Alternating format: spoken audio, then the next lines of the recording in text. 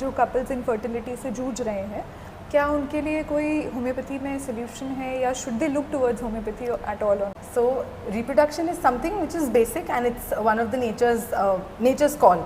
है ना? Animals reproduce without any difficulty. So we need to see that what is happening with human beings. So there is a contradiction here. The couple consciously wants to conceive, but still the body is unable to do so. So we need to find out where is this contradiction कि ये क्या क्यों हो रहा है कि at what is happening at the subconscious level through which diseases are getting manifested in the physical body and infertility is happening because of certain diseases or there are 10 to 15% of cases में तो unexplained infertility भी होती है where tests are absolutely normal and still the couple fails to conceive. So in homeopathy we believe that there is a mind and body connection. The mind and body are not different.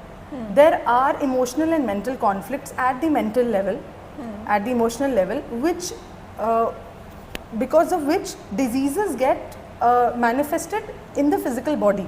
Right. So हम homeopathy में patient से बात करते हैं, हमारी thorough case taking होती है, उसके बाद हम we try to find out that cause, that kind of stressor, that triggering event.